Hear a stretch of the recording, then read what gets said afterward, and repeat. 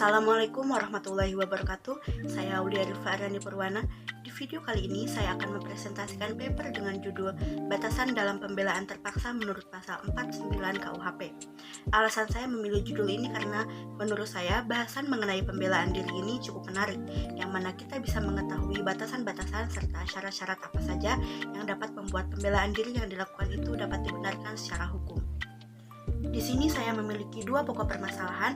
Yang pertama, apa sajakah batasan-batasan yang membuat pembelaan diri atau pembelaan terpaksa ini dapat dibenarkan di dalam hukum.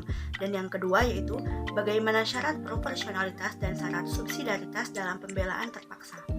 Pembelaan diri atau pembelaan terpaksa di dalam doktrin hukum disebut dengan istilah nodwir. Kata nod itu artinya darurat, sedangkan kata were berarti pembelaan.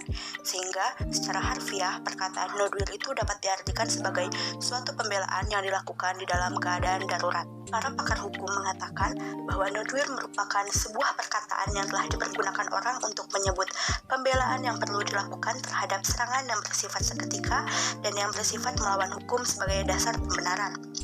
Sebenarnya, di dalam KUHP tidak menyatakan secara tegas apa yang dimaksud dengan nodwir, melainkan hanya memberikan penjelasan bahwa seseorang tidak dapat dijatuhi pidana atas perbuatannya yang bersifat melawan hukum.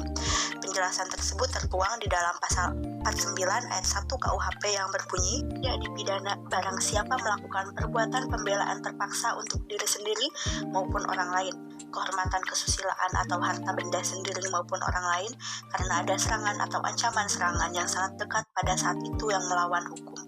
Pembahasan pertama yaitu mengenai batasan-batasan dalam pembelaan terpaksa. Di dalam pasal 49 ayat 1 KUHP, tidak semua pembelaan diri atau pembelaan terpaksa itu diterima oleh hukum, karena pembelaan diri itu harus sesuai dengan batasan-batasan seperti harus adanya serangan. Tetapi tidak semua serangan dapat dilakukan untuk membela diri, karena serangan itu harus memenuhi beberapa persyaratan. Yang pertama, serangan itu harus bersifat seketika atau tiba-tiba. Apabila tidak ada penyerangan seketika, maka perbuatan pembelaan diri yang dilakukan merupakan perbuatan yang melawan hukum. Yang kedua, serangan tersebut harus bersifat melawan hukum. Serangan yang menimpa seseorang haruslah berupa perbuatan yang melawan hukum. Apabila perbuatan tersebut bukan perbuatan melawan hukum, maka pembelaan atau penolakan tersebut tidak boleh dilakukan. Serangan yang bersifat melawan hukum artinya adalah serangan tersebut tidak dibenarkan baik dari undang-undang maupun dari sudut masyarakat. Yang ketiga, serangan tersebut harus mengancam 3 macam kepentingan hukum, yaitu kepentingan hukum atas diri, artinya benda atau fisik, kepentingan hukum mengenai kehormatan kesusilaan, dan kepentingan hukum mengenai harta atau kebendaan. Dan yang keempat, pembelaan harus bersifat terpaksa. Suatu pembelaan diri untuk dapat dimasukkan sebagai pembelaan terpaksa dalam arti pasal 49 ayat 1 KUHP haruslah terpaksa dilakukan. Dalam pembelaan terpaksa, terdapat 2 syarat yang harus dipenuhi.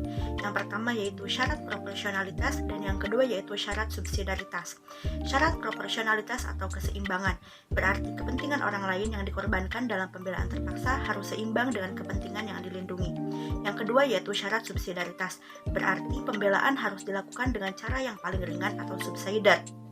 Dilampauinya syarat subsidiaritas ini hanya kemungkinan dapat diterima dalam hal pembelaan terpaksa yang melampaui batas atau yang disebut dengan nodwir excess, sebagaimana yang diatur dalam pasal 49 ayat 2 KUHP.